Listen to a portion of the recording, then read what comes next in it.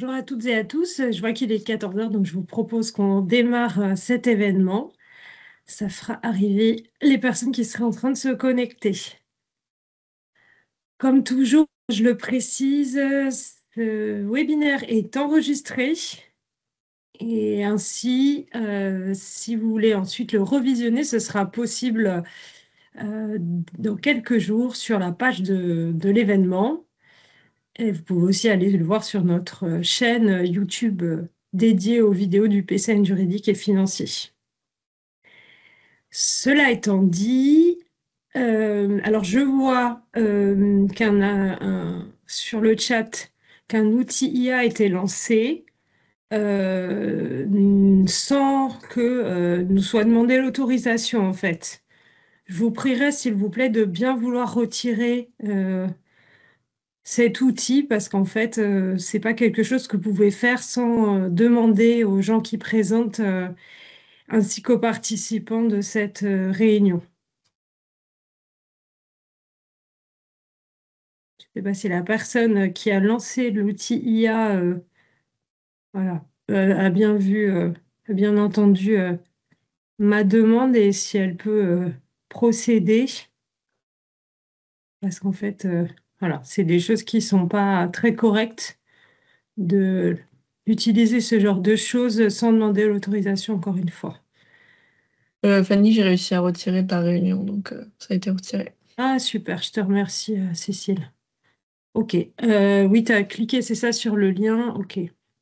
Très bien. Bon, bah, écoutez, merci pour ça. Sans plus attendre, du coup, on va passer comme toujours par l'outil Slido. Vous voyez la diapositive qui s'affiche ici. Donc, soit vous cliquez sur le lien, je vais tout de suite vous le remettre dans le chat pour ceux qui seraient arrivés entre-temps.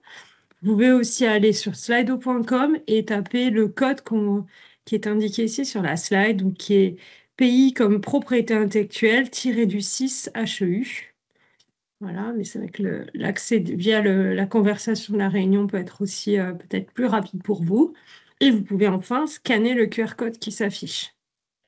Cela vous permettra de répondre à la première question et je vais vous l'afficher dans quelques secondes, qui est comme traditionnellement, qui êtes-vous? Quelle est votre profession en fait, pour savoir qui est se connecté cet après-midi avec nous. Voilà. Normalement, vous voyez maintenant en direct les résultats qui s'affichent depuis mon écran. N'hésitez pas à aller sur slido.com avec le code qui s'affiche toujours, vous voyez à gauche de l'écran, pays tiré du 6 HEU. Scannez le QR code également ou cliquez via le lien qui est indiqué dans le chat. Donc, effectivement, vu le sujet de cet après-midi, à savoir la propriété intellectuelle dans Horizon Europe, nous avons beaucoup de juristes qui sont connectés cet après-midi, mais aussi des chargés de projet Europe, chargés de mission Europe, des ingénieurs de valorisation, également chargés de valorisation, pour cette même raison, puisqu'effectivement, on va faire un focus sur cette question qui vous intéresse certainement de la propriété intellectuelle dans le cadre des projets Horizon Europe. Voilà. Différents profils liés au montage, mais aussi à la mise en œuvre des projets. Je vais mettre des managers également. Voilà, vous pouvez continuer à vous dénoncer si vous le souhaitez. Ça reste anonyme cet exercice. Je remercie ceux qui ont répondu. Alors, je vois encore une personne qui est en train de répondre. Et dès que vous aurez fini, je passerai à la question suivante. Voilà, à savoir, voilà, est-ce que vous êtes familier ou familière des règles de propriété intellectuelle? Voilà, donc on a mis 3 niveaux ici, vous voyez. Vous pouvez vous déclarer comme débutant, comme aguerri ou comme expert. À vous de choisir. C'est toujours intéressant de connaître un peu le niveau de l'auditoire. Donc, Jusque-là, donc on a une belle majorité de plus de 57% de personnes qui se disent débutantes en matière de propriété intellectuelle, un bon tiers de personnes qui se déclarent aguerries, même un peu plus, et puis nous avons même 10% d'experts sur le sujet. Très bien. On peut le camembert bouger assez un petit peu. Voilà, donc forcément, là, il y a proportion un peu moins d'experts. Et très bien. Je crois qu'on en est arrivé au bout pour les questions. C'était juste un petit brise-glace rapide. Et puis, vous le savez, on utilisera par la suite Slido pour répondre aux questions les plus votées. Donc, vous pourrez vous en servir à ce moment-là. Voilà. Très bien. Alors, cela étant fait, nous allons terminer cette introduction. Vous rappelant rapidement donc les missions du PCN juridique et financier, vous informer et vous former autant que faire se peut sur les conditions de participation au programme 4 de recherche et d'innovation, Horizon Europe actuellement, mais aussi Horizon 2020, puisque des projets sont toujours en cours, sur les aspects juridiques et financiers généraux et aussi en appui de nos collègues des PCN thématiques. Vous pouvez aussi contacter et suivre leur webinaire par ailleurs. Nous vous accompagnons via une hotline par téléphone ou par mail. Nous répondons à vos questions. Nous mettons à disposition un certain nombre de ressources que vous retrouvez donc sur notre site français horizon-europe.gouv.fr et vous pouvez aussi vous inscrire pour faire partie de la communauté des relais Horizon Europe pour le PCN Jurfin. Voilà, et enfin LinkedIn aussi pour nous suivre si vous utilisez ce médium.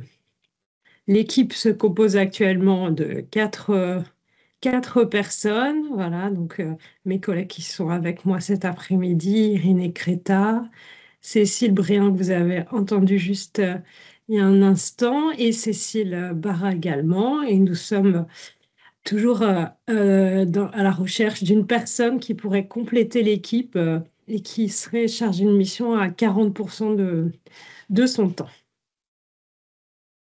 Si vous êtes intéressé, n'hésitez pas. Donc pour aller dans le vif du sujet, voilà, sur le sujet du jour, donc je le disais, la propriété intellectuelle dans le cadre des projets Horizon Europe. Donc ici, on cible toute personne qui est impliquée dans une proposition de projet en amont ou dans un projet en cours Horizon Europe, mais plus particulièrement, effectivement, les profils de juristes, de chargés de valorisation, mais aussi les chercheurs qui peuvent avoir envie de mieux comprendre les enjeux autour de leur propriété intellectuelle. L'objectif aujourd'hui, c'est de comprendre ensemble mieux les enjeux de cette propriété intellectuelle, donc dans Horizon Europe. Et nous, en revanche, nous n'aborderons pas le sujet de l'accord de consortium, que ce soit les négociations de cet accord ou bien son contenu, puisque nous avons déjà en fait dédié un webinaire au sujet. On vous remettra ici le lien direct vers la page de cet événement-ci. Et on ne va pas non plus cet après-midi parler des droits de propriété intellectuelle, donc les modalités de protection dans le détail, ainsi que les brevets de droit des marques. Voilà, on va se contenter déjà des enjeux donc, de l'API de manière générale pour vous éclairer à ce sujet. Donc pour ce faire, je vais maintenant, donc voilà, un petit sommaire effectivement pour vous montrer, donc on va, après cette introduction, introduire le sujet, le mettre en contexte, et puis ensuite on viendra à la gestion de la propriété intellectuelle dans vos projets de manière plus détaillée. On fera aussi un détour par les enjeux de dissémination et d'exploitation des projets, et puis nous passerons en revue rapidement les outils de la Commission européenne en relation avec la propriété intellectuelle de manière générale. Et puis enfin, un petit point sur les ressources toujours utiles. Bien entendu, je le mentionnais tout à l'heure, nous prendrons vos questions également voilà, pour y répondre à l'issue de ces présentations. Donc, cela étant dit, je vais donc maintenant passer la parole à ma collègue Irénée Créta donc, pour introduire le sujet du jour. Alors, en fait, ça sera Cécile pour Ah, partir. pardon, désolée, C'est pas j'étais grave. sûre que c'était Irénée C'est pas d'abord, grave. autant pour moi, et ensuite Cécile. C'est pas grave. Bonjour à toutes et Désolée. à tous. Merci Fanny, c'est Je t'en vraiment pas prie. grave. Non, non. Oui, alors nous avons fait le choix de faire une petite introduction. Alors, comme l'a dit Fanny, on ne va pas faire un cours sur le droit de la propriété intellectuelle parce que ça nous amènerait très très loin et ce n'est pas notre rôle. Donc, on va plus vous parler de la propriété intellectuelle au sens de la convention de subvention dans ce webinaire. Mais il nous a paru utile de remettre quelques notions en particulier pour toutes les personnes qui sont moins familières avec ces notions-là. Et on a vu dans le petit sondage de départ que beaucoup de personnes qui nous écoutent se considèrent comme débutantes. Donc, on va repartir, si vous le voulez bien, de quelques notions de base. Et la première notion, c'est qu'est-ce que la propriété intellectuelle? La propriété intellectuelle est un ensemble de droits de propriété qui portent sur les créations de l'esprit. Ça, c'est une définition très très générale que l'on trouve à peu près dans tous les sites de référence. Et ces droits garantissent à la fois aux auteurs et ou aux créateurs la protection de créations, qu'elles soient techniques, esthétiques ou intellectuelles, et ce, en vue de leur exploitation. Et la propriété intellectuelle se divise en deux grandes branches. D'un côté, nous allons avoir la propriété industrielle et de l'autre côté, la propriété littéraire et artistique. Et on verra un tout petit peu plus loin dans le webinaire, dans les présentations, que les résultats des projets de recherche dans le cadre d'Horizon Europe, peuvent être largement couverts soit par la propriété industrielle, soit par la propriété littéraire et artistique. Qu'est-ce qu'il y a dans ces deux grandes branches? Donc la propriété industrielle d'un côté, de quoi parle-t-on? En fait, on va parler essentiellement des créations techniques, c'est-à-dire tout ce qui regroupe les brevets, les certificats d'obtention végétale, également la topographie des semi-conducteurs. Il va y avoir également les créations ornementales, et ça concerne essentiellement les dessins et les modèles.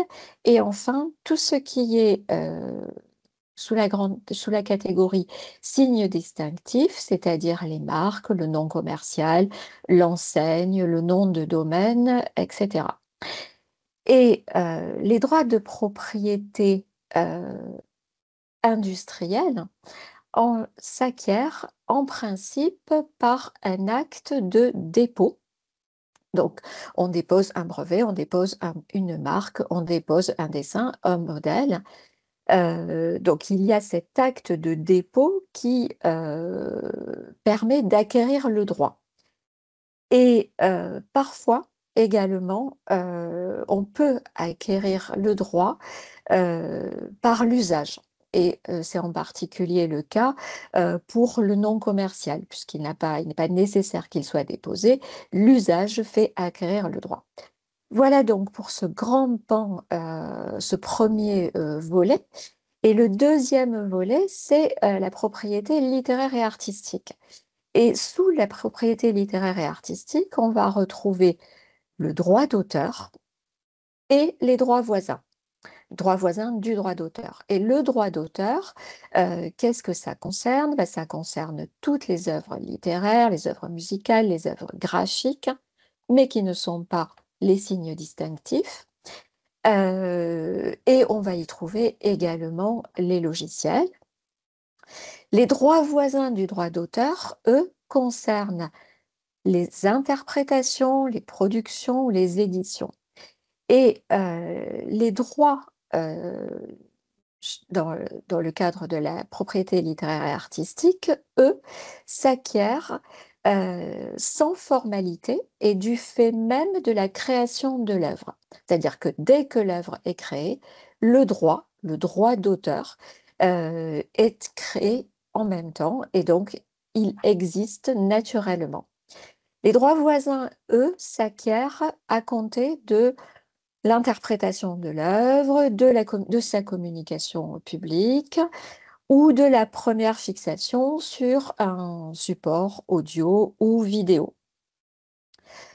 Voilà, pour ce grand paysage, pour ceux d'entre vous qui n'êtes absolument pas familiers avec la propriété intellectuelle, encore une fois, on pourrait y passer des journées, mais c'est pas l'objet. Donc voilà.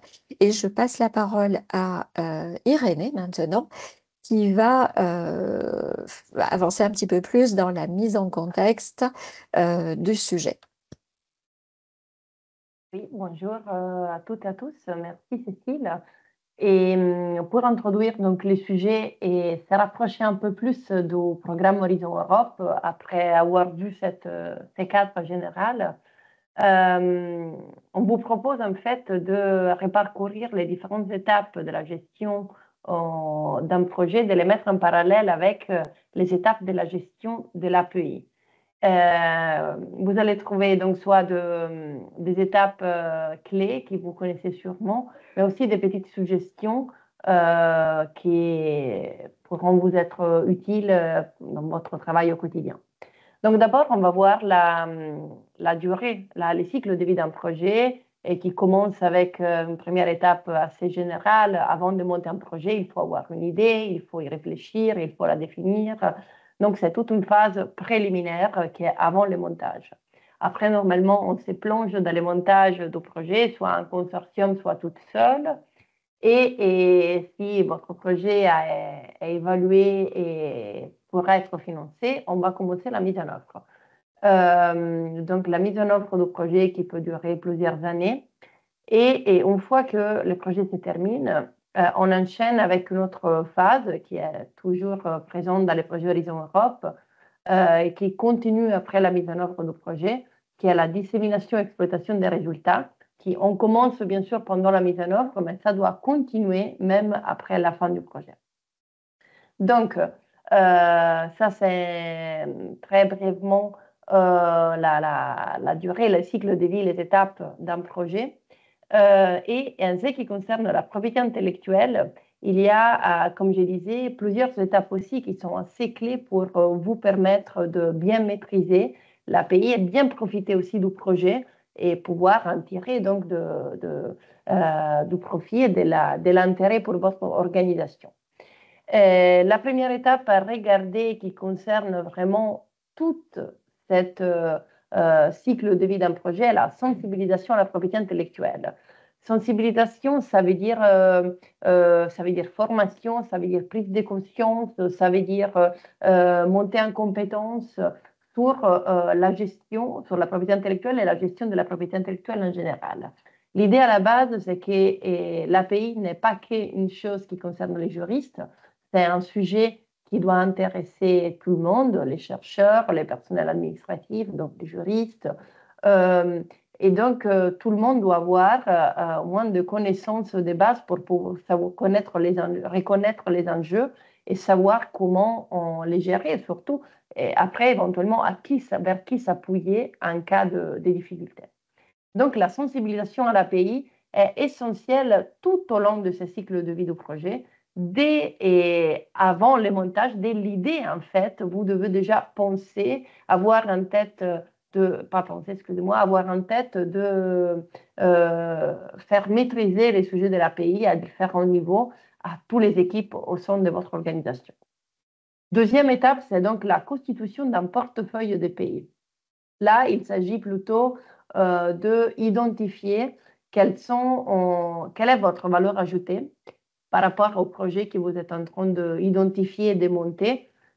Et aussi, donc ça veut dire quelles sont les connaissances que vous pouvez apporter au projet en tant qu'organisation, et aussi quels sont les résultats qui intéressent votre entité et pourquoi vous êtes dans les projets en fait. Et donc, il faut penser à constituer ce portefeuille de pays dès le début.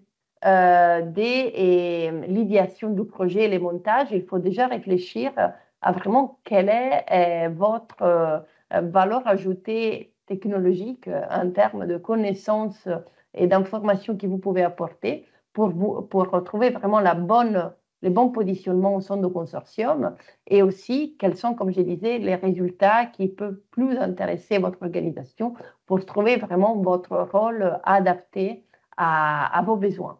Et ça, il faut le faire, comme je disais, dès le début, mais tout au long aussi et de la mise en œuvre du projet, parce qu'il faut peut-être se repositionner, il faut réévaluer les choses. Et donc, c'est une réflexion qui continue aussi pendant la durée du projet. Troisième étape, c'est l'évaluation de l'API. D'abord, on explique qu'est-ce que ça veut dire. Ça veut dire étudier, analyser, réfléchir à ce que l'environnement est autour de vous, donc par rapport aux résultats que vous avez développés. Ça veut dire faire, par exemple, des analyses Freedom to Operate, ou ça veut dire aussi voir s'il peut y avoir un intérêt commercial par rapport aux résultats qui ont été développés, voir s'il y a des concurrents potentiels, s'il y a des enjeux derrière. Donc, cette évaluation large qui concerne vraiment des outputs, des résultats du projet. Et cette étape a commencé déjà dès le montage du projet. Parce que c'est à partir de ce moment-là que vous commencez déjà à avoir une idée de quels seront les résultats du projet. Et donc, c'est à partir de ce moment-là qu'il faudra se poser les questions par rapport à l'environnement où les résultats vont se développer et les défis et les enjeux qui pourront y être rattachés à ces résultats. Donc, tout de suite, là aussi, pas vraiment de manière très, très antécédente, mais dès que vous commencez à monter les projets et avoir une idée des partenaires et des actions que vous allez mener, il faut se poser ces questions-là qui après deviendront bien sûr plus concrètes au moment de la mise en œuvre du projet. Parce que là, il faudra prendre des décisions et on arrive à la prochaine étape qui est l'étape de la protection. Donc, c'est pendant la mise en œuvre, une fois que vous commencez à développer des résultats, qu'il faudra se poser la question sur l'intérêt de protéger ou pas votre résultat. Et cette décision dépend de l'évaluation que vous avez faite en amont. Donc, c'est pour ça que les deux étapes sont liées l'une avec l'autre. Et dernière étape est la valorisation de la propriété intellectuelle. Donc d'abord, dans le cadre d'Horizon Europe, c'est une obligation parce qu'il faut exploiter vos résultats du projet jusqu'à 4 ans après la fin du projet, mais on va le voir plus tard sans vous donner des anticipations. Donc, mais de manière générale, c'est toujours intéressant et important de avoir un impact avec votre recherche, avec vos résultats. Et c'est pour ça qu'il faut réfléchir aux pistes de valorisation, exploitation de ce qui est issu du projet. Et il faut le faire au fur et à mesure que les résultats sont produits. Pas à la fin du projet avec une grande alerte qu'est-ce qu'on va faire maintenant. Mais c'est quelque chose qui, là aussi, ça s'est construit doucement, étape par étape. Et comme on va voir dans la dernière partie du webinaire, vous avez aussi des outils qui sont mis à disposition par la Commission européenne, par exemple, pour vous aider dans la définition de cette stratégie de valorisation de l'API. Et voilà, donc j'ai terminé avec cette introduction. Je passe la parole à Cécile Briand pour démarrer et rentrer vraiment dans les sujets de la propriété intellectuelle dans Horizon Europe.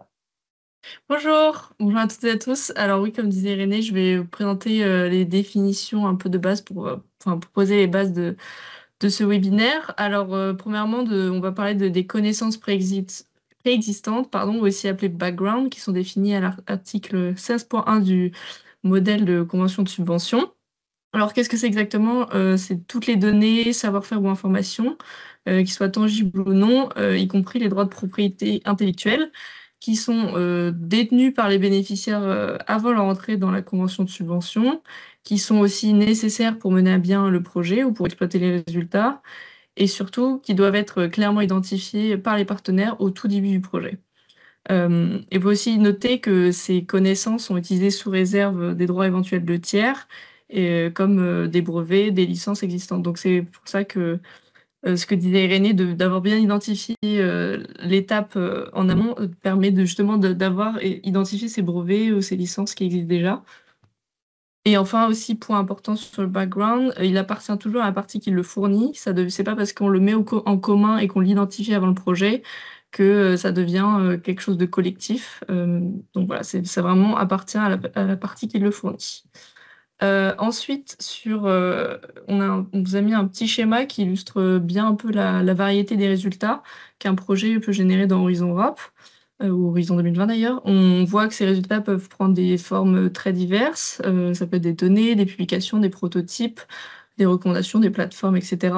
Et aussi que ça s'adresse à des publics différents, que ce soit les chercheurs, les innovateurs, les décideurs politiques, mais aussi les citoyens et la société civile.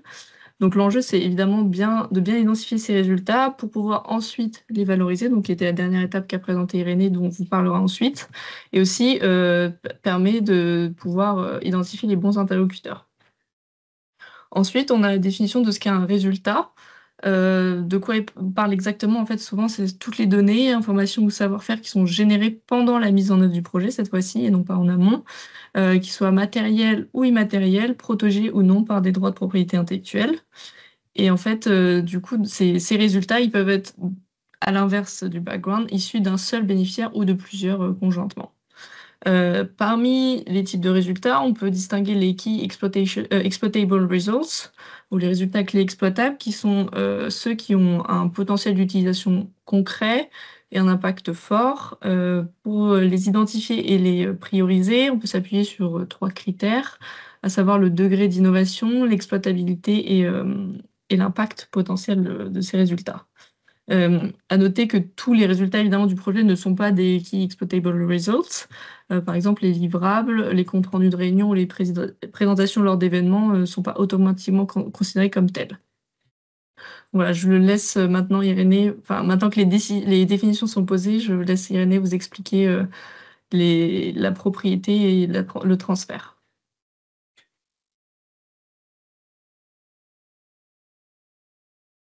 Et voilà. Alors, les résultats, la propriété des résultats appartient toujours, selon la règle d'Horizon Europe, au bénéficiaire qui l'a généré, excusez-moi.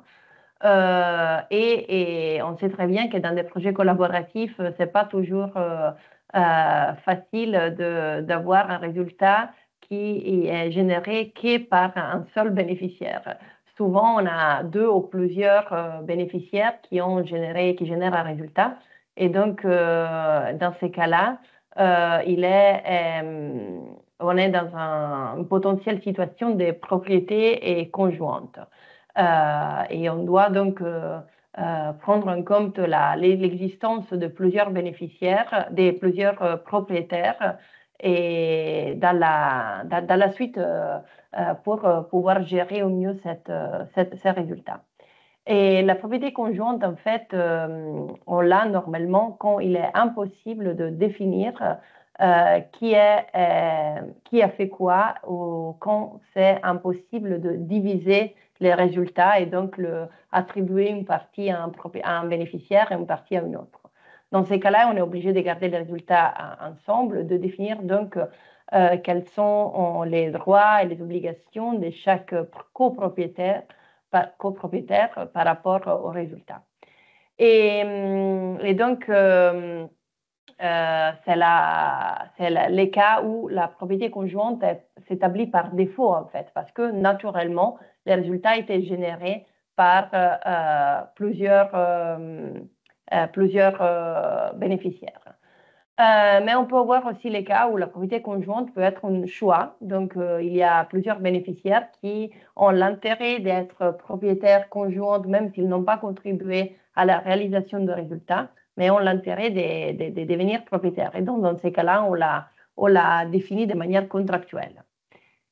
Ce qu'il faut savoir, c'est que dans les cas d'une propriété conjointe, la convention de subvention prévoit la nécessité de mettre en place un accord de copropriété entre les différents propriétaires et qui doit être fait de manière écrite. Et en défaut de l'accord de copropriété, il y a les règles qui sont contenues dans la convention de subvention qui s'applique, mais sont des règles assez basiques. Si vous allez regarder l'article 16.2 de l'annexe 5, sont des principes assez basiques de gestion de la copropriété. Donc, les suggestions là est vraiment de y réfléchir et éventuellement, pas éventuellement, mais si possible, faire un accord de copropriété et à côté séparé où vous définissez tous les aspects de la copropriété. Et en ce qui concerne la propriété des résultats, il faut aussi y mettre en évidence que dans Horizon Europe, il y a une nouveauté qui a été introduite avec ce programme-là, qui prévoit l'obligation de remplir à la fin des projets, lors du rapport final, un document qui s'appelle Results Ownership List. C'est un document séparé par rapport au rapport final, dans lequel on va identifier tous les résultats issus du projet et les propriétaires de chaque résultat. Pourquoi la Commission a établi cette nouvelle obligation? L'idée, c'est de faciliter l'exploitation ex post des résultats, ex post après la fin du projet, avec une idée très claire de quels sont les résultats exploités et qui est les propriétaires. C'est un document qu'on doit penser vraiment comme quelque chose d'utile et pratique pour pouvoir faire le mieux pour valoriser les résultats du projet. Et oui, on peut passer à la slide suivante où on a juste rassemblé quelques bonnes pratiques ou conseils pour ces premiers aspects qu'on vient de voir. Un aspect qui j'ai déjà dit en introduction et qu'on va souligner plusieurs fois, je pense, aujourd'hui dans les webinaires, est de penser à la propriété intellectuelle dès la phase de montage. Ce que vous apportez et ce que vous pouvez obtenir du projet. C'est important de l'avoir bien en tête, de clarifier ces aspects dès le montage pour pouvoir aussi bien vous positionner au sein du projet et éviter après de devoir gérer des problèmes avec urgence parce que vous avez, je ne sais pas, de conflits avec un copropriétaire ou de problèmes pour une connaissance que vous voulez mettre à disposition. Donc, tout ça doit être réfléchi en amont le plus tôt possible et anticiper donc les éventuelles problématiques. Et en ce qui concerne les résultats, comme je disais, la copropriété doit être définie dans un accord des copropriétés séparées qui est signé entre les deux ou plusieurs copropriétaires, ou éventuellement l'accord des consortiums aussi peut prévoir des clauses pour gérer les copropriétés. Les DESCA, par exemple, prévoient des options, mais sont des options assez basiques. Donc là aussi, ça fait partie des aspects à réfléchir le plus tôt possible parce que déjà, dès la phase de montage, vous pouvez avoir une idée si un résultat sera détenu conjointement avec plusieurs bénéficiaires. Si c'est le cas, par exemple, commencez à entamer des discussions et des échanges avec l'autre bénéficiaire pour pouvoir anticiper des éventuelles problématiques. Sur le background, il est bien donc Cécile a bien donné la définition de qu'est-ce que c'est une connaissance préexistante et que donc effectivement c'est quelque chose, on a vu, qui est mise à disposition par un bénéficiaire à l'intérieur du projet. Et cette mise à disposition doit se faire via une pré-identification qui peut être faite ou de manière positive ou de manière négative, écrite. Normalement, c'est une liste qui est annexée à l'accord des consortiums. Si vous utilisez le modèle DESCA, il y a l'annexe 1 qui est spécifiquement dédiée à ça. Et dans cette liste, vous allez identifier, chaque bénéficiaire va identifier quelles sont les connaissances préexistantes qui sont mises à disposition ou éventuellement, par exclusion, celles qui ne sont pas mises à disposition. Et l'autre aspect qui concerne toujours la phase de montage du projet sont les échanges confidentiels. Un montage de projet de recherche-innovation, c'est forcément quelque chose qui amène à donner, à partager des informations confidentielles, des informations techniques avec des enjeux potentiellement derrière. Et donc, il faut réfléchir s'il peut avoir un intérêt de protéger ces échanges via un accord de confidentialité. Dernier sujet. N'hésitez pas à solliciter les juristes de votre organisation. Ils sont vos amis, ils peuvent vous aider. Donc, bien sûr, si vous l'avez, parfois il y a des organisations qui malheureusement n'ont pas cette structure qui est mise à disposition. Mais si vous l'avez, il faut s'en servir et pas donc les mobiliser qu'à la dernière minute quand le problème est ressorti. Mais dès les montages, comme je disais tout à l'heure, il faut aller poser des questions, il faut se confronter avec eux pour voir aussi comment construire ensemble son propre rôle aussi, comment on va protéger ses propres connaissances à l'intérieur de l'accord de consortium. Et voilà, donc pour continuer, on a vu les aspects des propriétés des résultats et il faut savoir que la propriété d'un résultat issu d'un projet Horizon Europe peut être transférée à un tiers. C'est tout à fait possible, c'est autorisé donc dans la convention des subventions. L'article 16 de l'annexe 5 de la convention des subventions vous donne tous les éléments qu'on va voir tout de suite pour bien gérer ces transferts de propriété et donc doit se faire dans un cadre bien spécifique. Transférer un résultat, ça veut dire aussi transférer toutes les obligations de la convention de subvention qui sont liées à ces résultats. On parle donc par exemple, la copropriété, si c'est le cas. On parle des obligations de sciences ouvertes, de dissémination, d'exploitation, de visibilité des financements déloués, l'obligation par rapport à la protection des résultats ou transfert des licences, transfert et licences. Tout ça doit être, donc c'est un paquet unique qui doit être transféré avec les résultats lui-même. Et les droits d'accès, excusez-moi, j'ai oublié de mentionner. Ça doit être tout transféré ensemble au résultat. Et ça veut dire que les tiers, qui est un externe par exemple au projet, doit toujours assurer que ces résultats puissent être accessibles aux bénéficiaires pour mener les activités du projet ou exploiter les résultats. Donc, on doit vraiment s'assurer que ces obligations peuvent continuer à être garanties une fois que le transfert est mis en place. Et ça, donc, doit faire partie de l'accord des transferts qu'on fait avec les nouveaux propriétaires. Et il est nécessaire de considérer qu'à partir du moment où on veut faire un transfert, on peut potentiellement mettre en péril, mettre en danger des intérêts légitimes des autres bénéficiaires. Parce que, par exemple, ils avaient des nécessités de confidentialité ou de protection d'un résultat ou un droit d'accès qui peut être potentiellement limité.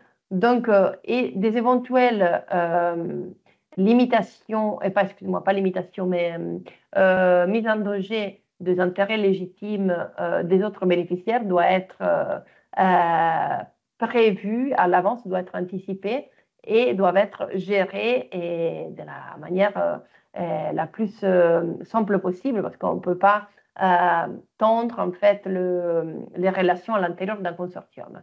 Et donc, c'est pour ça que la convention de subvention prévoit une procédure qui est nécessaire à mettre en place si on veut faire un transfert d'un résultat en tant que propriétaire pour éviter de limiter les droits des autres bénéficiaires ou mettre en danger des intérêts légitimes des autres bénéficiaires. Cette procédure prévoit que les bénéficiaires propriétaires des résultats doivent informer les autres bénéficiaires au moins 45 jours à l'avant, donc 45 jours avant le transfert, doit informer les autres bénéficiaires en donnant tous les éléments possibles pour pouvoir comprendre de quoi il s'agit en fait, pour pouvoir, évaluer l'impact sur les intérêts légitimes des autres bénéficiaires. Et il faut savoir que les délais de 45 jours, je vais y arriver, peut être augmenté ou diminué par écrit, par exemple dans votre accord de consortium. Et une fois que cette information est donnée, avec tous les éléments clairs pour pouvoir faire cette évaluation, les autres bénéficiaires peuvent s'opposer dans un délai de 30 jours et s'ils estiment que ce transfert puisse porter potentiellement atteinte à leurs intérêts légitimes. Donc voilà la procédure à respecter et les deux délais sont flexibles. 45 jours, 30 jours peuvent être changés, mais ça doit être fait par écrit avec l'accord de tous les bénéficiaires. Donc ça veut dire dans l'accord des consortiums. Et sur les transferts de propriété, il y a deux cas spécifiques que je voudrais bien souligner et sur lesquels il faut faire attention au moment où vous préparez votre proposition et aussi après, tout au long de la mise en œuvre du projet. Selon les conditions de l'appel, en fait, il peut être prévu que pour votre projet, l'autorité d'octroi peut s'opposer et dans certaines conditions au transfert des propriétés.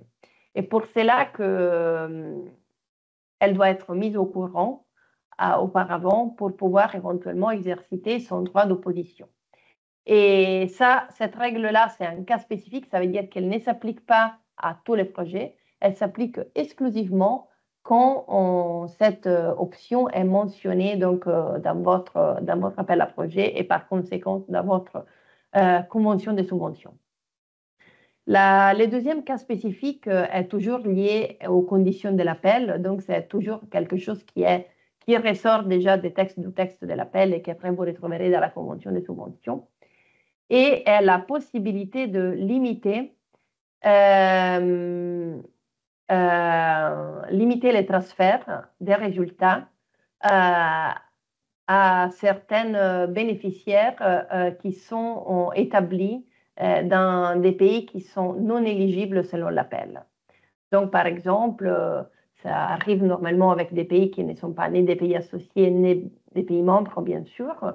Et si, par exemple, votre appel prévoit pour des raisons stratégiques de protection de la sécurité de l'Union européenne ou pour assurer l'autonomie stratégique de l'UE, peuvent prévoir des limitations soit à la participation de certains pays, mais aussi les blocages sur les transferts des résultats. Et donc, dans ces cas-là, ça veut dire que votre résultat ne peut pas être transféré à quelqu'un qui est établi dans un de ces pays qui sont listés comme non éligibles à l'intérieur de l'appel. Donc, même chose, soyez attentifs au moment de l'écriture de votre projet et aussi après dans les conditions qui sont prévues dans la convention de subvention.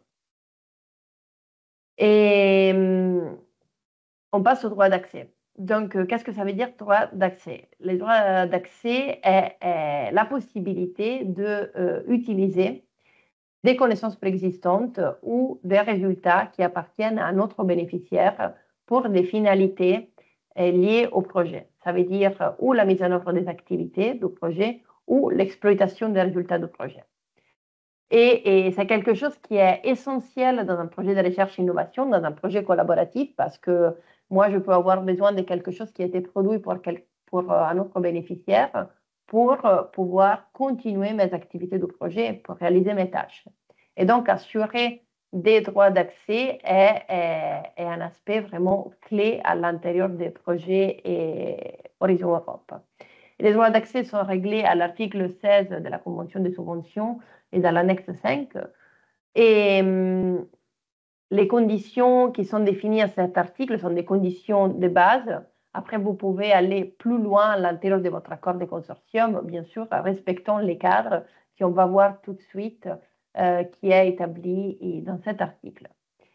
La demande d'accès doit toujours se faire, soit pour les connaissances préexistantes que pour les résultats, doit se faire toujours par écrit. Et aussi la rénonciation doit se faire par écrit. Donc, c'est une procédure formelle qui doit être tracée.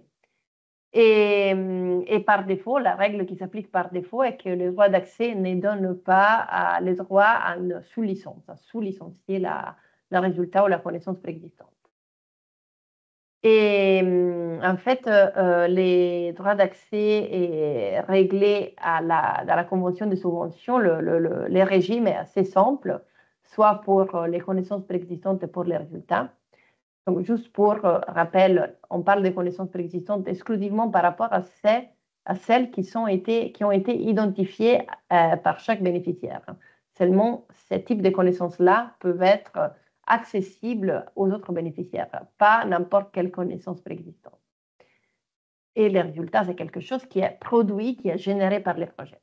Donc, comment il est réglé cet accès? On divise en deux phases. On identifie d'abord la phase de exécution du projet, exécution de l'action. Et là, la convention de subvention prévoit que soit l'accès à la connaissance préexistante qui a un résultat doit se faire toujours gratuitement. Sauf pour les connaissances préexistantes, on peut prévoir des limitations ou des récompenses, mais ça doit être prévu auparavant, donc dans la phase du montage. Ça doit être anticipé.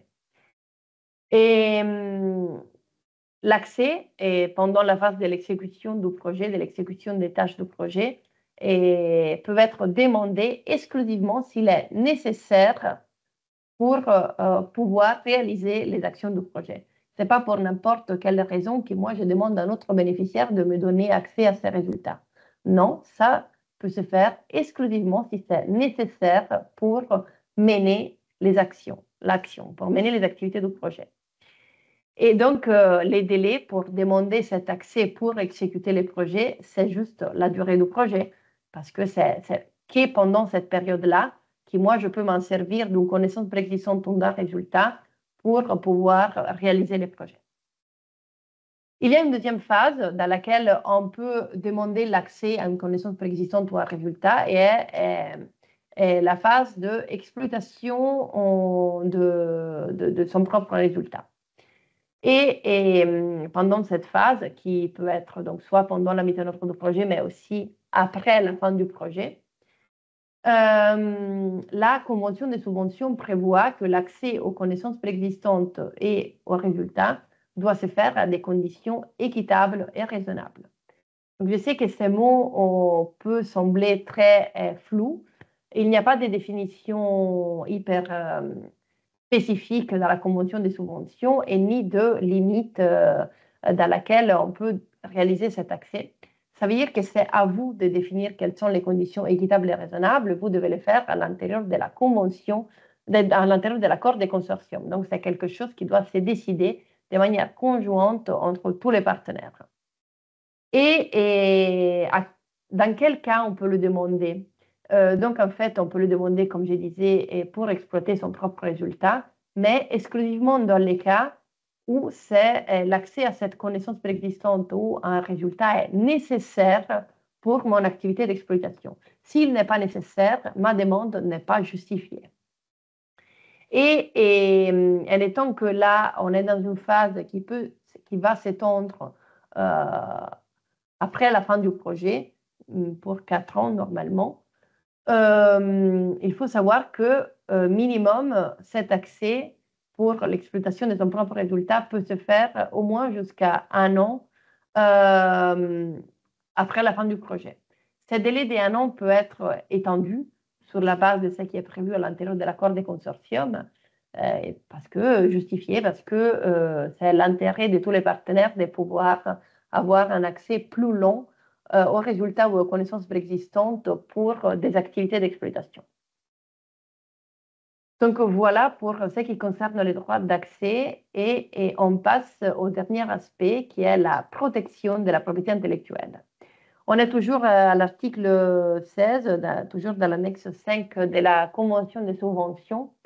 Et en fait, la Convention de subvention prévoit que les bénéficiaires doivent toujours examiner la possibilité de protéger leurs propres résultats. Chaque fois qu'il y a un résultat qui est en train de se préparer, ils doivent se poser la question si c'est effectivement adéquat et cohérent et logique et opportun de protéger son résultat. Et éventuellement, si c'est nécessaire, si c'est important, si c'est cohérent, les protéger, si ça se justifie. Donc, il y a une première phase d'analyse qui est à faire toujours. Chacun doit le faire par rapport à son propre résultat. Et après, il y a une deuxième phase de protection si justifiée. La protection, la manière de protéger son propre résultat est laissée au choix du bénéficiaire. Et bien sûr, ils doivent choisir la manière qui est la plus adéquate possible avec les résultats et avec les enjeux qu'il y a derrière. Ce n'est pas une obligation, la protection. Donc, vous n'êtes pas obligé de les protéger. Il faut vraiment exclusivement protéger si c'est justifié, si c'est important, si c'est nécessaire. Et parfois, on peut opter aussi et exclusivement pour une voie de confidentialité. En fait, la confidentialité peut être aussi une forme de protection. C'est beaucoup plus souple que la protection comme un brevet, par exemple. Mais dans certains cas, peut être une bonne alternative et qui peut suffire pour les enjeux du projet ou les enjeux du partenaire. Et dernière chose à savoir et à retenir, c'est que les coûts liés à la protection sont des coûts éligibles, sont des coûts qui restent donc éligibles, bien sûr, si la protection a lieu pendant la durée du projet, parce qu'on sait très bien que ça, c'est la limite, la période limite dans laquelle on va pouvoir déclarer les coûts de notre projet. Et pour terminer avec cette partie, je vais vous donner quelques conseils ou bonnes pratiques pour pouvoir mieux gérer soit les droits d'accès que la protection et que les transferts des résultats. Je vais me répéter parce que donc, je l'ai dit tout à l'heure que ça, j'allais les répéter plusieurs fois. Il faut penser à la propriété intellectuelle dès la phase de montage, pendant toute la vie du projet et même après. Et en fait, les aspects de protection, de transfert et des droits d'accès sont quelque chose qui ont une durée très longue parce que ça a une répercussion sur tous les cycles de vie d'un projet. Et donc, il faut bien y réfléchir et bien les construire en fait dès le montage.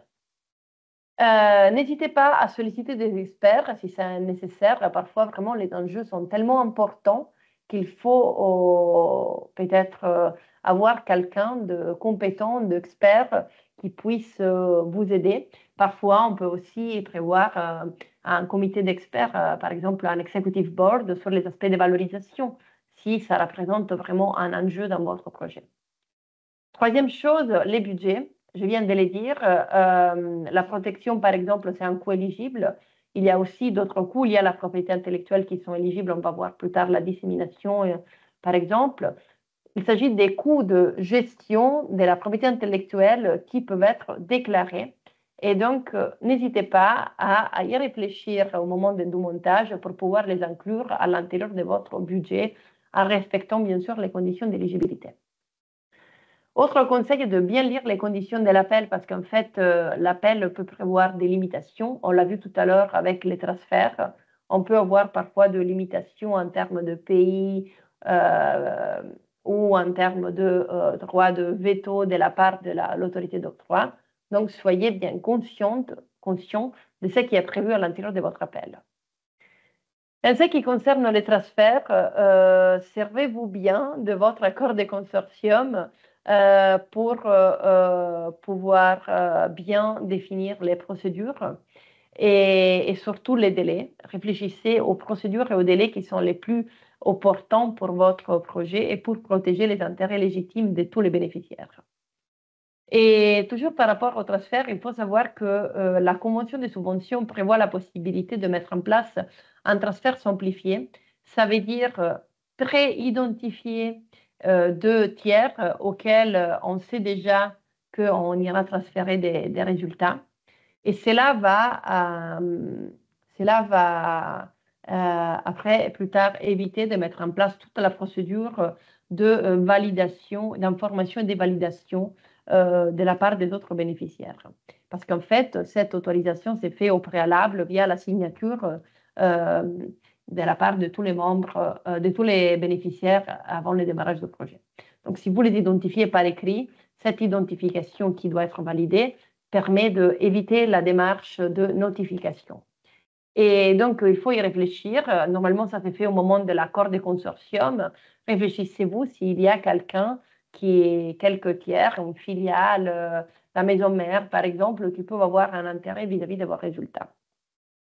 Et dernière chose, par rapport à la protection, réfléchissez au marché ciblé d'un point de vue géographique pour la protection de vos résultats. Et on ne va pas faire un cours, comme disait Cécile, sur les brevets, mais il y a une couverture géographique qui est au choix du titulaire du brevet. Et donc, c'est à vous de voir où il est opportun de protéger votre résultat. Si, par exemple, qui est dans votre pays ou élargir à toute l'Europe ou aux États-Unis. Donc, c'est une réflexion que vous devez faire sur la base de vos enjeux et des résultats aussi. Donc, voilà, je passe la parole à Fanny et Cécile pour continuer sur la dissémination et l'exploitation. Merci Irénée. Alors, effectivement, on va maintenant parler de dissémination et exploitation, chose qu'on avait déjà faite aussi, et je pense que ce sera utile qu'on vous remette le lien du webinaire dans un webinaire précédent qui portait justement sur la dissémination, l'exploitation et la communication. Mais on voulait quand même rapidement revenir sur quelques définitions pour planter le décor. Donc, d'abord, rappeler qu'est-ce qu'est la communication. En fait, c'est quand on prend un certain nombre de mesures qui sont prévues, bien sûr, dans les activités de votre projet afin de le promouvoir, et cela tout au long de sa vie. C'est une obligation que vous avez. Il faut informer et atteindre autant que faire se peut la société de manière générale pour montrer les activités qui sont réalisées. Et en fait, l'utilisation qui est faite des fonds européens, éventuellement ce que ça peut apporter du coup aux citoyens lambda. Donc la cible ici, vous l'avez compris, c'est vraiment un public qui va être divers, au-delà de la communauté de projet, la communauté de recherche. Donc, ça peut être potentiellement le grand public. Deuxième définition ensuite, la dissémination. Donc, en fait, la dissémination, c'est un bel anglicisme qu'on utilise pour parler en fait de la diffusion publique des résultats des projets, qui peut se faire par tous les moyens nécessaires, appropriés. Voilà, autant ceux qui vont résulter de la protection ou de l'exploitation des résultats, mais aussi ce qui est issu de la publication fait par les scientifiques dans le projet, sur tout type de support d'ailleurs. Donc là, la cible, ça va être plutôt un public d'avertis qui va être, et un public aussi qui est intéressé par l'utilisation potentielle de ces résultats. Donc effectivement, la communauté scientifique du domaine, des partenaires industriels, des politiques notamment. Enfin, troisième définition, l'exploitation. Donc l'exploitation, c'est faire une utilisation concrète des résultats des projets dans des activités de recherche et d'innovation, mais au-delà en fait de la vie et de l'activité du projet elle-même. Donc l'exploitation, elle est commerciale, donc on va faire du développement, de la création, de la fabrication et de la commercialisation d'un produit ou d'un procédé par exemple. Ça peut aussi consister en la création et la fourniture de services ou dans des activités également de normalisation. Là, la cible, ça va être plutôt des personnes, des organisations qui vont être soit partenaires du projet en utilisant de manière concrète les résultats qui sont faits du projet, ou alors des groupes d'utilisateurs qui sont externes au projet. Voilà. Une fois qu'on a donné ces définitions de base, on voulait vous rappeler que donc la dissémination, la diffusion des résultats des projets, c'est une obligation que vous retrouvez dans l'article 17 du modèle de convention de subvention, mais aussi dans l'annexe 5, vous savez, la fameuse annexe 5 qui est spécifique au programme Horizon Europe.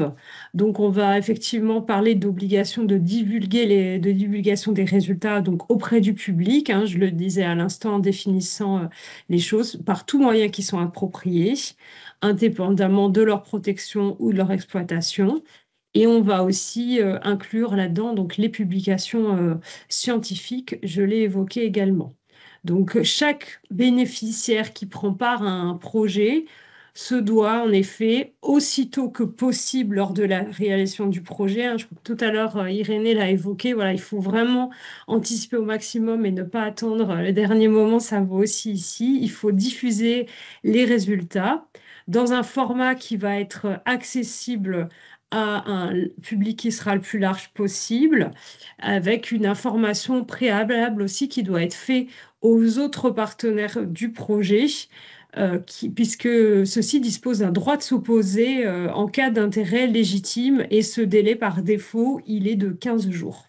Il faut aussi avoir à l'esprit que dans le cadre de la diffusion, la dissémination de ces résultats, voilà, il y a toujours la notion de science ouverte qui va s'appliquer à la fois aux publications scientifiques, donc ce qu'on appelle l'open access, mais aussi aux données de la recherche, la Research Data Management, voilà, et d'autres obligations additionnelles qui accompagnent la science ouverte. Voilà, pour continuer, je passe la parole à Cécile Barra sur Merci l'exploitation des résultats. Oui, pour aller un petit peu plus dans le détail de ce que dit la convention de subvention sur pardon, l'exploitation des résultats, donc l'article 16.2 et l'annexe 5 de la convention de subvention, il y a dans la convention une obligation d'exploiter directement ou indirectement les résultats issus du projet. Alors, c'est une obligation, mais ce n'est qu'une obligation de moyens, une obligation de best effort. Et quand on parle d'exploitation au sens de la convention de subvention, c'est à la fois l'utilisation des résultats dans des activités de recherche, donc qui seraient autres que celles du projet, mais on parle également d'exploitation commerciale. Et cette obligation d'exploitation, elle survit à la convention de subvention puisque elle pèse sur les bénéficiaires jusqu'à 4 ans après la fin du projet. La convention de subvention prévoit également, dans certains cas, un renforcement des obligations d'exploitation, un renforcement des obligations, pardon, et en particulier, et ça c'était un souhait de la Commission très fort au moment de la mise en place d'Horizon Europe, c'est de faire en sorte que les résultats qui sont obtenus dans le cadre des projets financés ne restent pas en quelque sorte sur des étagères dans des laboratoires chez des bénéficiaires. Et donc, elle a renforcé cette obligation en imposant aux bénéficiaires de déposer les résultats qui sont non exploités, qui malgré les meilleurs efforts des bénéficiaires sont non exploités, cette obligation de les déposer sur une plateforme dédiée qui s'appelle Horizons Result Platform, et ce, afin que toute entité qui pourrait être intéressée puisse les exploiter, bien évidemment avec des conditions qui seront négociées avec les titulaires des droits sur ces résultats. Par ailleurs, la convention de subvention prévoit des clauses additionnelles en cas d'urgence publique et en particulier une clause d'octroi de licence sur requête de l'autorité d'octroi jusqu'à 4 ans après la fin du projet. Et cette clause d'octroi impose aux bénéficiaires d'accorder pour une période limitée des licences non exclusives sous des conditions justes et raisonnables à des entités légales qui ont besoin des résultats pour faire face à l'urgence publique et qui s'engagent à exploiter rapidement et largement les produits et services qui résultent des résultats des projets. Cette clause d'octroi, elle est principalement issue des constats qui ont été faits dans le cadre de la pandémie. Également, il y a une clause additionnelle qui est une clause de mise en open access immédiat des résultats et données, toujours en cas d'urgence publique, et une clause spécifique relative aux métadatas.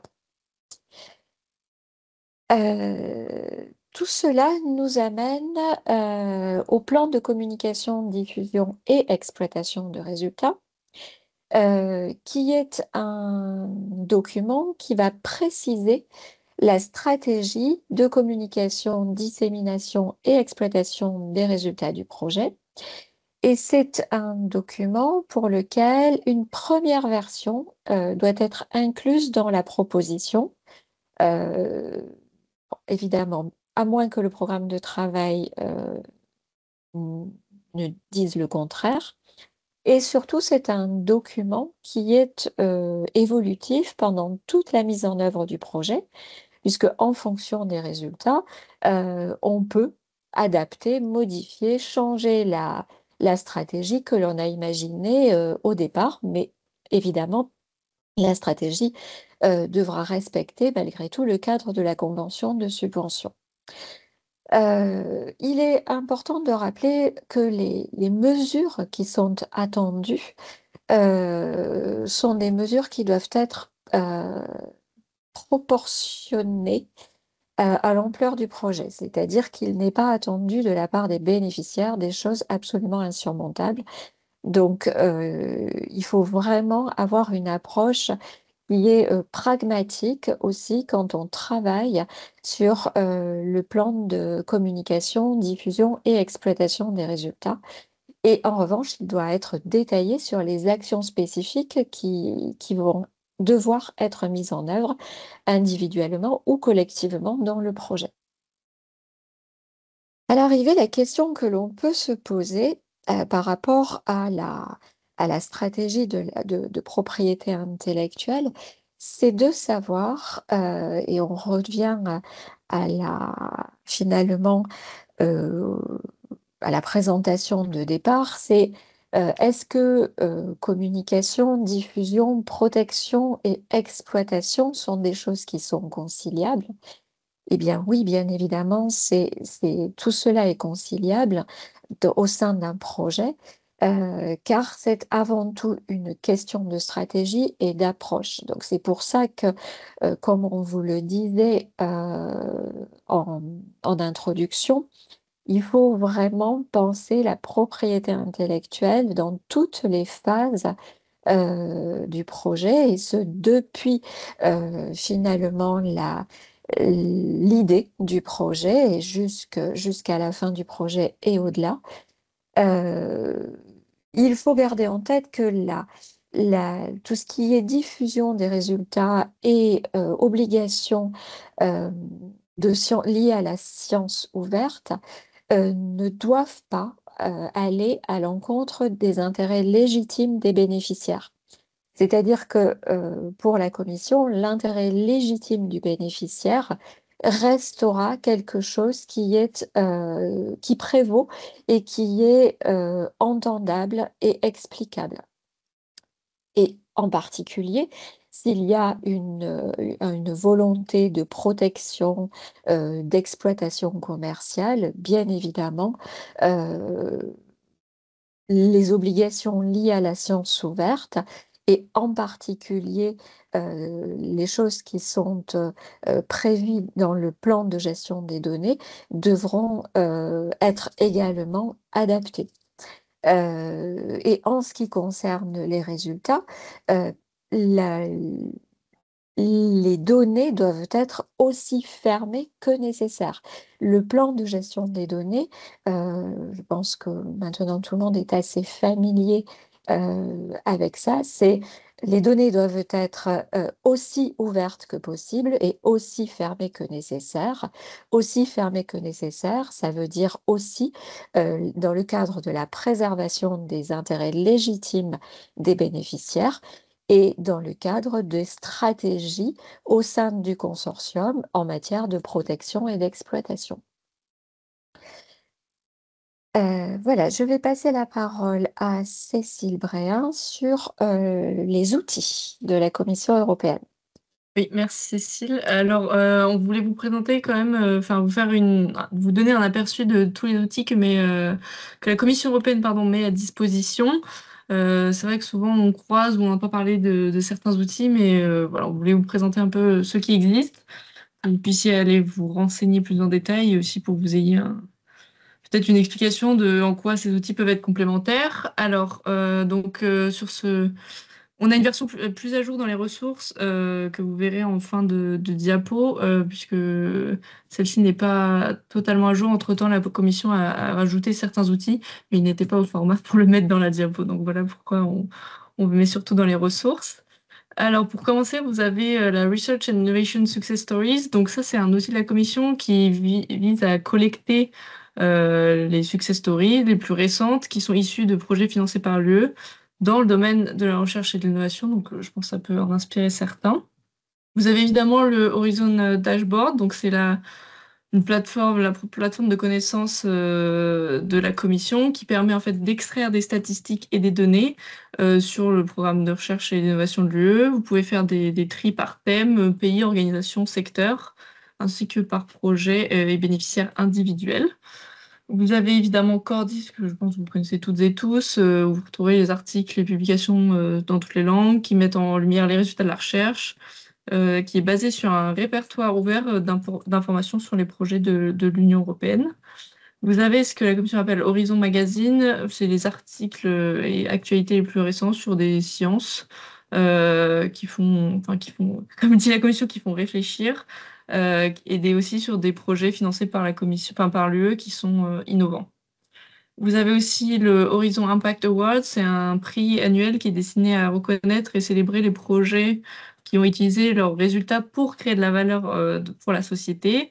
Donc souvent le prix permet aux individus ou aux équipes de mettre en valeur du coup leurs bonnes pratiques, ce qu'ils ont réalisé, et aussi peut-être d'inspirer les bénéficiaires du financement de la RI à leur tour maximiser l'impact de leur recherche. Et là, on voulait appuyer sur 3 outils. Vous avez donc voilà pourquoi la salle n'est pas à jour. Avant, ça s'appelait Horizon Results Booster. Maintenant, ça s'appelle juste Booster. Donc ça, c'est un service gratuit. Si vous candidatez, vous pouvez bénéficier de services. Alors, c'est pour tous les projets qui sont financés par l'UE sous Horizon Europe, Horizon 2020 ou même le FP7. Ou aussi si vous avez des initiatives qui ont été cofinancées dans le cadre des programmes de recherche et d'innovation, comme les Joint Undertakings, les partenariats ou les KIC. Vous pouvez candidater, que ce soit pour un projet à titre individuel ou un groupe de projets partageant des thématiques communes, ou si vous êtes une organisation, un groupe d'organisations participant à ce type de projet. Alors, ce qui vous est proposé par le booster, c'est une fois que vous avez été sélectionné, que vous avez candidaté, vous aurez un support personnalisé, donc un expert qui va faire une feuille de route avec vous sur vos besoins en matière de valorisation des résultats. Et ensuite, vous aurez des services qu'ils appellent les services essentiels concernant les stratégies de diffusion et de mise sur le marché. Et ensuite, vous pouvez aussi avoir des services supplémentaires comme le réseautage, l'analyse de portefeuille, la gestion des actifs intellectuels, le coaching, prise de parole en public, etc. Vous avez en plus de ça le Innovation Radar, qui est une initiative de la Commission, encore une fois, qui vise à détecter les résultats les plus prometteurs issus de projets de recherche et d'innovation qui sont financés par l'UE. Donc c'est une méthode fondée sur les données et l'évaluation d'experts indépendants qui, eux, de leur côté, identifient les innovations à fort potentiel, ainsi que les innovateurs qui sont derrière ces résultats. Et l'objectif, c'est de donner de la visibilité à ces innovations via une plateforme publique, donc qui est l'Innovation Radar, et de favoriser leur valorisation en facilitant avec les acteurs, en facilitant, pardon, les connexions, pardon, avec les acteurs de l'écosystème. Donc voilà, et vous avez ensuite le Horizon Results Platform, cette fois-ci, qui est la plateforme publique qui héberge et promeut les résultats de la recherche, qui aide à combler en fait le fossé entre les résultats de la recherche et la création de valeur pour l'économie et la société. Et vous pouvez y créer votre propre page pour présenter vos résultats, trouver des opportunités, encore une fois, de collaboration et vous inspirer des résultats des autres.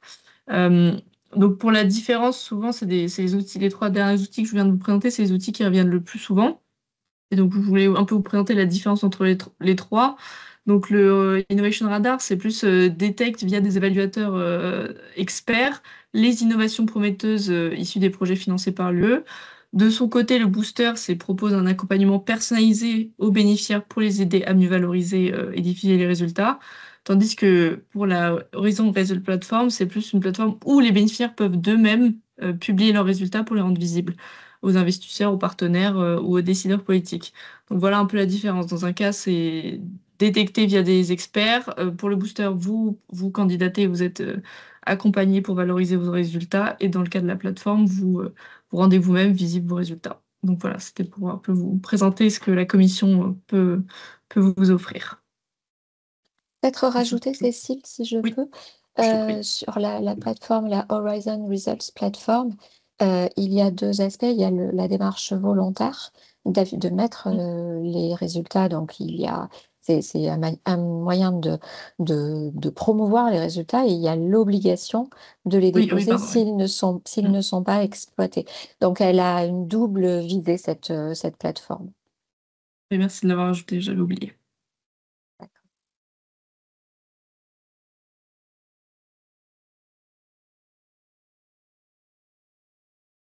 Et maintenant, on va peut-être laisser la place aux questions, s'il y en a, sur Slido. Je vais stopper l'affichage. Non, Cécile, parce que je pense qu'on va poser nous une question avant de démarrer avec les questions. Je vois que Fanny l'a déjà affiché. Oui, donc c'est une question c'est très important pour nous, c'est pour savoir si le webinaire vous a été utile. Donc, vous pouvez toujours répondre via les Slido et important pour comprendre un peu si notre support peut vous aider dans les quotidiens de votre activité. Merci beaucoup de prendre quelques instants pour le faire.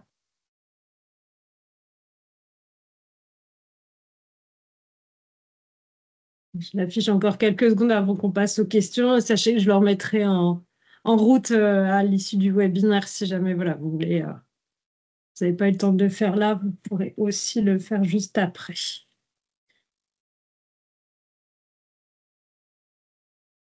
Ça répond. Alors, j'attends encore quelques secondes.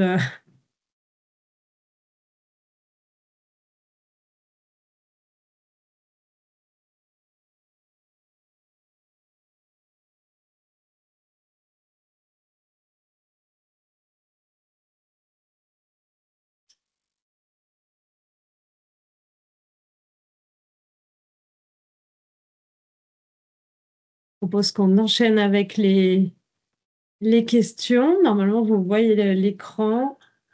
Donc, on commence par celles qui sont les plus votées, comme toujours. Je la lis et un partenaire peut-il refuser de donner le nom des structures partenaires qui auront accès aux résultats, car il estime que celles-ci peuvent évoluer au cours et après le projet? Je ne sais pas qui veut se lancer. Ça me paraît un peu bizarre de Je suis pas certaine de comprendre la question. Est-ce que c'est les affiliated entities, peut-être? Est-ce que ça serait ça? Peut-être, oui, parce que c'est pas mentionné plus précisément. Ouais. Parce que normalement, ceux qui ont accès aux résultats du projet, c'est avant tout les partenaires du projet. Donc, bénéficiaires, entités affiliées, partenaires associés. Peut-être que vous pouvez essayer de préciser la question dans le chat si jamais. Voilà, je propose qu'on passe à une autre question et puis on y reviendra du coup plus tard. Prochaine question, quelles sont les conséquences potentielles si à l'issue du projet, des résultats ne sont pas exploités et ou ne sont pas publiés sur la plateforme Horizon Result Platform dont tu parlais à l'instant, Cécile? Alors, c'est une obligation de la convention de subvention. Les obligations doivent être respectées et les conséquences en cas de non-respect des obligations de la convention, elles sont listées dans un article de la convention de subvention que je n'ai plus en tête, mais ça peut être une réduction du grant, ça peut être des sanctions administratives. Il y a toute une échelle de mesures qui peuvent être prises par la Commission en cas de non-respect des obligations de la Convention.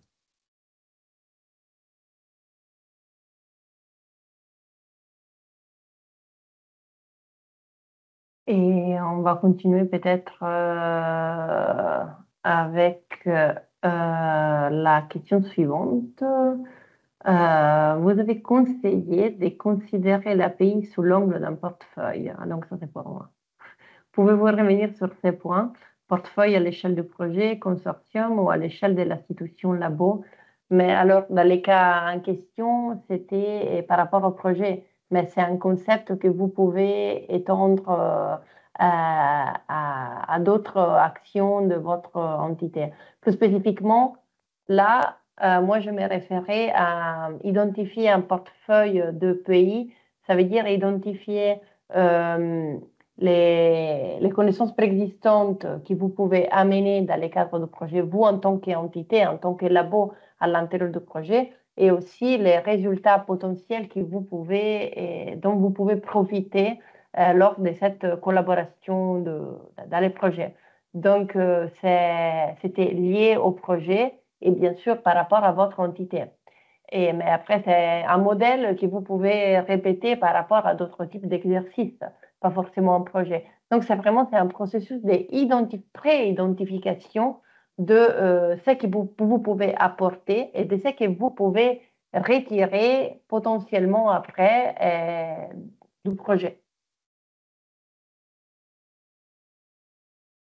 Merci René. J'ai l'impression que la personne qui avait posé la question tout à l'heure a mis quelque chose dans le chat. Du coup, je lis. Elle dit, dans le cadre de la rédaction de l'accord de consortium, un partenaire privé ne veut pas lister, nommer, identifier les structures avec lesquelles il travaille, notamment des sous-contractants qui auront accès aux résultats. Le partenaire estime que ces structures peuvent évoluer au cours et après le projet. Je peux répondre d'abord sur un aspect, après je ne sais pas si vous voulez compléter, mais là, si on parle des sous-contractants, je trouve ça un peu normal parce que au moment de l'accord de consortium, en fait, théoriquement, on n'est pas forcément censé connaître les sous-contractants. Donc, c'est quelque chose qui est possible que soit identifié au fur et à mesure que les activités avancent. Donc, ça peut arriver fréquemment parce que les sous-traitants, normalement, ce n'est pas quelqu'un qu'on identifie au moment du montage. C'est quelqu'un qu'on identifie après une procédure, une sélection compétitive. Donc, je trouve normal si dans cette phase-là, il n'est pas capable de pouvoir donner un nom et un prénom de l'entité sous-traitante.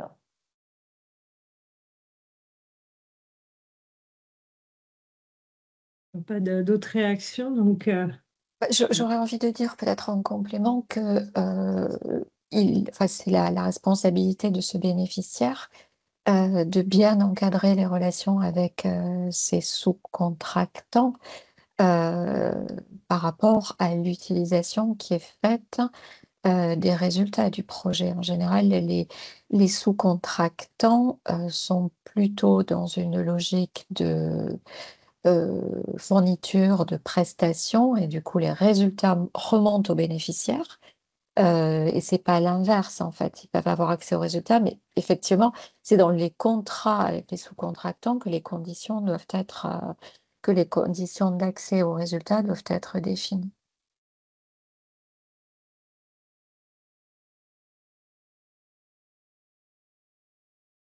Très bien. Alors, prochaine question. Qu'entendez-vous par freedom to operate? Je crois que c'est toi, Irénée, si je ne me Oui, trompe je pas, l'avais qui parlais de ça. mentionné tout à l'heure quand on parlait d'évaluation de l'API. Je l'avais mentionné comme une des actions qu'on peut faire pour évaluer les enjeux, l'écosystème autour de nous par rapport à un résultat spécifique. Et donc, Freedom to Operate, c'est une analyse qu'on fait normalement, par exemple, au moment de lancer, avant de lancer un brevet. C'est pour analyser l'état de l'art par rapport à une certaine l'idée qu'on voudrait breveter, ça s'est dit. Oui, et pour voir effectivement si cette idée a été déjà, il existe déjà un brevet, s'il existe pour toute la chose, pour tous les résultats, pour un morceau. Donc, voir vraiment si on est libre d'agir, agir en termes de protection et analyser comment éventuellement on déjà protéger cette même idée et dans quel pays et comprendre s'il y a un chenal où on peut s'insérer avec notre résultat.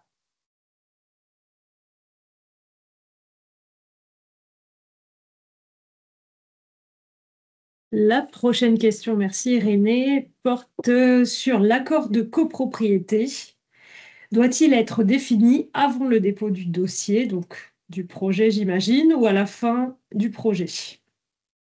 Et alors, il n'y a pas de règles, d'obligations par rapport au timing, mais la logique, c'est que plus tôt vous le faites et plus vous êtes à l'abri, dans le sens que si, comme je disais tout à l'heure, si vous avez déjà quelques éléments au moment du montage, par exemple, et vous savez qu'un résultat sera généré de manière conjointe avec 2, 3 autres partenaires, pourquoi pas ne pas commencer dans ce stade-là déjà à dialoguer, à négocier, pas vraiment à signer quelque chose, mais à comprendre, par exemple, quelles pourront être les pistes pour la gestion et l'exploitation de ces résultats. Ça vous permettra de voir un peu plus clair plus tard et surtout de pouvoir déjà travailler et construire ensemble quelque chose. Donc, peut-être les définir, les signer avant le dépôt du projet, c'est un peu tôt, vraiment, parce que vous n'avez même pas signé l'accord de consortium avant le dépôt du projet, donc je dirais que c'est vraiment un peu trop tôt. Mais je n'exclus pas que vous pouvez déjà commencer à dialoguer avec vos partenaires s'il y a des enjeux derrière et si vous voyez que la chose pourrait être compliquée. Après, dès que vous commencez à mettre en œuvre les projets, mais alors réfléchissez surtout si les résultats vont arriver bientôt. Donc, après, si vous avez, parce que l'idéal, c'est qu'une fois que le résultat est généré, l'accord soit en place. Après, ce n'est pas toujours le cas. Parfois, il passe un peu de temps, mais l'idéal, c'est vraiment qu'une fois que les résultats existent, vous avez déjà un cadre de droits et des obligations qui soient clairs.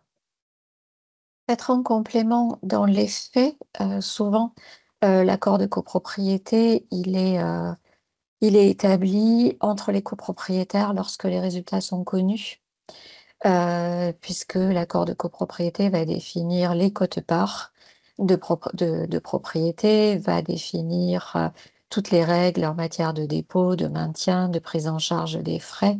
En tout cas, dans le milieu académique, souvent, c'est au moment où les résultats sont connus que l'accord de copropriété est signé parce que les copropriétaires peuvent changer entre ce que l'on avait imaginé au départ et ce qui est arrivé, ce qui s'est passé en fait. Merci. Merci, mesdames, pour cette réponse du coup assez complète. Prochaine question. J'allais dire, elle est pour moi, je l'ai dit au début. Alors, il est un peu tard peut-être pour faire un poisson d'avril, mais non, on n'est jamais à disposition les présentations et on n'enregistre jamais nos webinaires et vous ne les trouvez jamais sur la page du webinaire. Donc, ouais, je vous mets la page là dans le chat et vous inquiétez pas assez rapidement le temps qu'on prépare tout ça parce que c'est pas encore, c'est pas automatique. Voilà, vous aurez accès au support. Ou à l'enregistrement.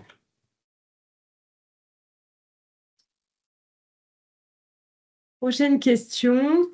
Je précise ma question. On va savoir laquelle. Selon quel délai la Commission européenne peut auditer et agir pour sanctionner l'absence d'exploitation des résultats ou de publication sur la plateforme Horizon Results Platform? Effectivement, c'est parce qu'on parlait de l'obligation d'exploiter. Les délais d'audit arrivent, les délais d'audit de la commission, théoriquement jusqu'à 2 ans après la fin du projet, pour les obligations, toutes les obligations autres que les obligations financières. Ouais. Et c'est vrai que là, ce serait dans le cadre d'un audit technique. C'est vrai que c'est assez rare. Et après, en fait, une autre Doublé, chose mais- peut-être à dire par rapport à cette question, qu'il faut aussi dire qu'on n'a pas de recul encore, parce que c'est une obligation nouvelle, c'est une obligation qui a été C'est lancée vrai. dans Horizon Europe. Il y a très peu de projets qui sont terminés d'Horizon Europe, et donc on ne sait vraiment pas comment la Commission, qu'est-ce que la Commission a fait jusqu'à maintenant. Potentiellement, en cas d'audit, ils peuvent contrôler, parce que toute obligation peut être contrôlée en cas d'audit. Mais nous, on n'a pas assez d'éléments pour vous dire si ça a été fait, si ça n'a pas été fait, ou s'ils ont fait des actions spécifiques par rapport à cette obligation de publier sur la plateforme, en fait. C'est vrai, on n'a pas encore de détails. Peut-être qu'on pourrait essayer de poser la question, mais je Oui. sais pas. Ça on aurait une réponse, mais c'est vrai que c'est quelque chose d'assez nouveau, effectivement, ces obligations, jusqu'à 4 ans après le projet, on en parlait tout à l'heure. Voilà, donc désolée de ne pas pouvoir vous en dire plus, mais on Après, fait si je peux avec le rajouter, il y matériel a qu'on aussi a. le fait que valoriser les résultats et les publier, c'est aussi un avantage pour les bénéficiaires du projet. Donc, même s'il n'y avait pas vraiment de conséquences claires de la commission, c'est aussi pour vous, en fait. Donc faut pas y penser en fonction de la potentielle conséquence, mais plus en fonction de ce que ça peut surtout vous apporter de publier, de valoriser vos résultats. En Et bien effet, garder en tête que la notion d'exploitation, ce n'est pas que l'exploitation commerciale. C'est-à-dire, si les résultats sont réutilisés dans d'autres projets, c'est OK, en fait. C'est bon. Donc, et très souvent, les oui. résultats sont réutilisés, réinjectés dans d'autres projets. Et c'est aussi considéré comme de l'exploitation. À ce moment-là, on n'a pas l'obligation de les mettre sur la plateforme. C'est l'exploitation au sens très large, en fait, qu'il faut entendre. C'est notamment commercial, mais ce n'est pas que commercial, en fait. Ouais, tu fais bien de le dire. C'est vrai que tout à l'heure, enfin, voilà, on parlait des publications scientifiques où c'est vrai que voilà, c'est une des bonnes pratiques et c'est ce que la science ouverte d'ailleurs essaye de pousser la communauté à faire de manière de plus en plus automatique et naturelle. Si je peux terminer là-dessus. Très bien. Prochaine question. Comment se partage la propriété intellectuelle entre les chercheurs et les bénéficiaires? Alors, je dois avouer que moi, mais peut-être que mes collègues, ça vous inspire, je suis un peu gênée par la manière dont vous écrivez cette question parce que les chercheurs sont des employés des différents bénéficiaires Ouais. des projets, en fait. Oui, Je en fait, pense, la règle sur la propriété ne concerne pas la personne physique, mais concerne, Exact. quand Cécile disait tout à l'heure, les résultats appartiennent à ce qu'il a généré. Ce qu'il a généré n'est pas à Irène et aux familles, mais c'est l'entité dans laquelle la personne travaille et qui est donc les bénéficiaires du projet. Parce que normalement, les bénéficiaires sont des entités. On peut avoir aussi des bénéficiaires qui sont personnes physiques, mais ça, c'est plus rare. Donc, il faut que ça soit bien clair aussi au niveau, je pense qu'en France, il n'y a pas de problème, mais au niveau de la loi, au niveau des contrats de travail, que les résultats de travail de l'employeur appartiennent à l'entité. À l'employeur. En droit français, oui. Donc, mais parfois, il faudra être vigilant, par exemple, avec d'autres types de contrats. Par exemple, pas avec un contrat en CDI ou un CDD classique, mais avec des consultants, si vous avez des personnels qui rentrent dans la catégorie A2, qui sont des personnes physiques qui ont un contrat direct avec les bénéficiaires. Dans ces cas-là, il faut être vigilant que dans les contrats qui lient les bénéficiaires avec cette personne physique, soit bien marqué que les résultats appartiennent à l'entité bénéficiaire, à l'entité qui emploie la personne.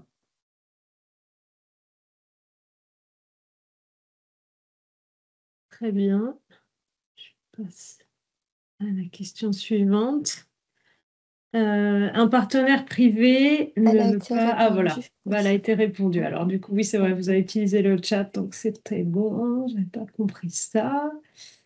Alors, la dernière question que je vois là s'afficher. Proposez-vous un webinaire sur l'accord de copropriété, l'accord de consortium. Alors, je l'ai dit tout à l'heure, mais c'est l'occasion peut-être de le répéter. On a déjà fait un webinaire qui était dédié à l'accord de consortium et vous aurez dans le support le lien de ce webinaire que vous pouvez retrouver sur notre site, dans nos pages ressources juridiques et financières, dans les webinaires à revisionner.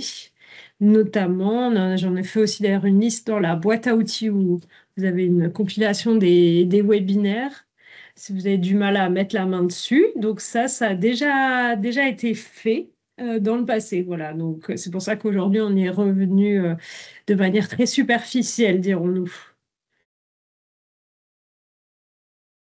Alors, je ne vois pas d'autres questions pour l'heure. On peut peut-être terminer par la présentation des ressources. On va présenter effectivement Ouais. les ressources, si tu veux bien les afficher. Oui, je les affiche. Est-ce que tu veux que je prenne que je les fasse? Oui, vas-y, je t'en prie, fais-le. Vas-y, lance. Voilà. Puis, vous voyez, j'ai relancé la petite questionnaire de satisfaction pour que vous puissiez nous mettre une note si jamais ça n'a pas été fait. Voilà, donc les ressources, c'est vrai qu'on n'a pas toujours le temps d'en parler. C'est bien, là, on va Ouais. avoir quelques Alors, minutes pour vous les présenter. C'est pas mal du en tout. tout cas, peut-être insister sur les ressources utiles sur la propriété intellectuelle qu'on a essayé de compiler ici. Et la toute première ressource que vous pouvez consulter, c'est le site de l'INPI, donc l'Institut national de la propriété intellectuelle, qui propose beaucoup de ressources qui peuvent vous aider à mieux comprendre la propriété intellectuelle, mais également c'est le site par lequel on passe pour toutes les actions de protection. Et c'est le site sur lequel vous pouvez consulter une base de données brevets et base de données sur les marques. Et c'est vrai qu'on n'en a pas parlé lors du webinaire, mais ça peut être utile d'aller consulter la base de données sur les marques, en particulier quand on a un acronyme qui semble familier sur un projet, pour vérifier que ce n'est pas une marque qui est protégée par ailleurs, parce que ça peut arriver.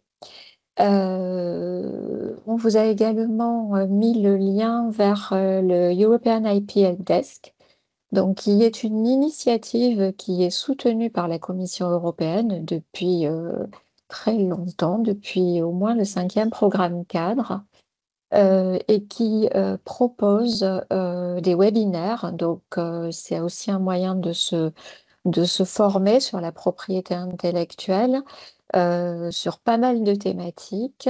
Ils ont également mis en place une FAQ sur les questions de propriété intellectuelle.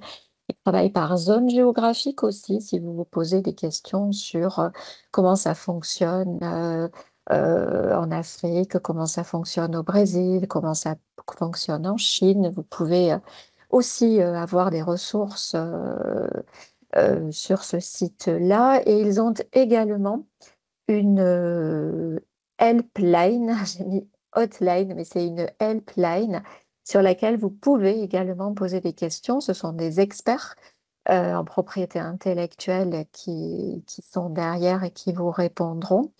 Et il faut savoir que chaque pays a également un ou plusieurs ambassadeurs, donc vous pouvez également contacter. Le IPL Desk a également produit un guide de gestion de la propriété intellectuelle dans Horizon Europe, hein, donc il peut vous donner quelques idées aussi sur comment gérer la propriété intellectuelle au-delà du webinaire que l'on a fait aujourd'hui.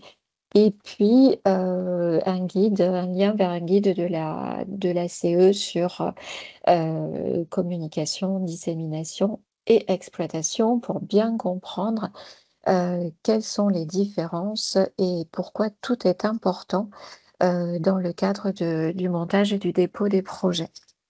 C'est notamment cette dernière ressource dont je parlais quand je présentais les outils de la Commission européenne. Donc, c'est dans ce nouveau document en format PDF que la Commission a aussi complété avec 2 autres outils qu'on ne vous a pas présentés aujourd'hui, mais voilà, vous pouvez les retrouver sans aucun problème dans ce document.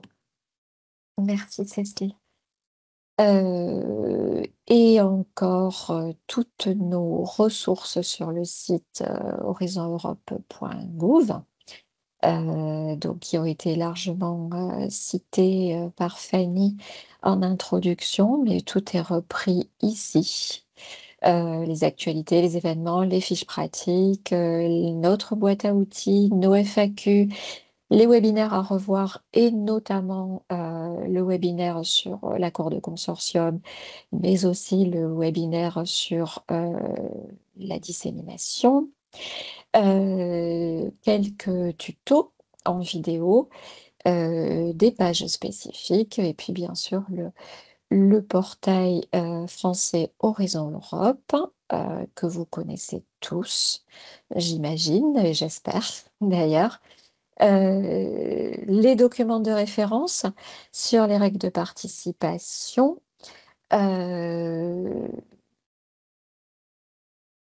Et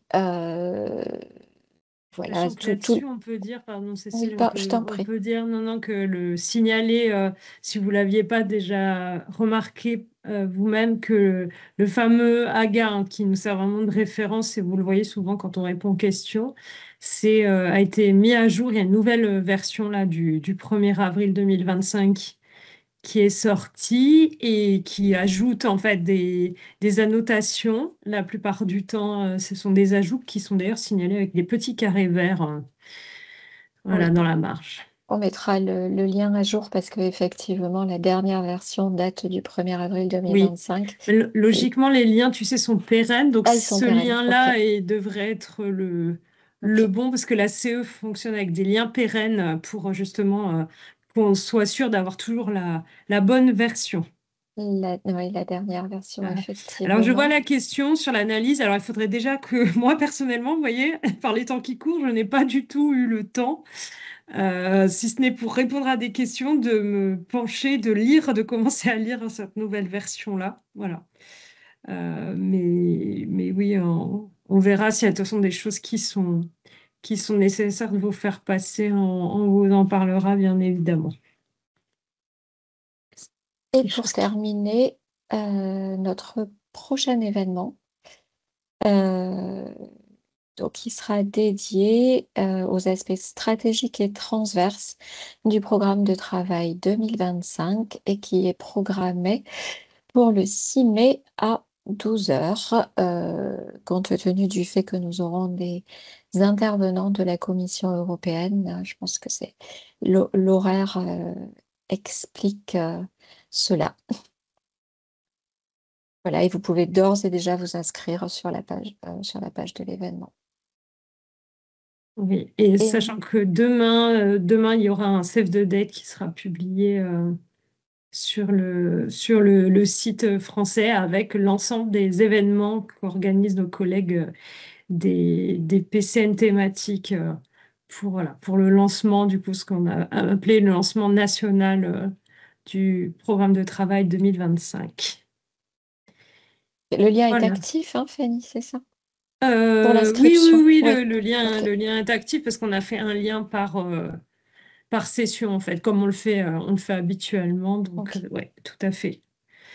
Voilà, bah écoutez, ben, du coup, je pense qu'on est arrivé au bout. Voilà, donc on le disait, hein, donc l'enregistrement et le support bientôt sur la page de l'événement que j'avais remis dans le chat. Voilà, merci aux collègues pour ces présentations qui vous auraient été utiles, je l'espère, et merci aux participants. Voilà, et à une prochaine édition, du coup.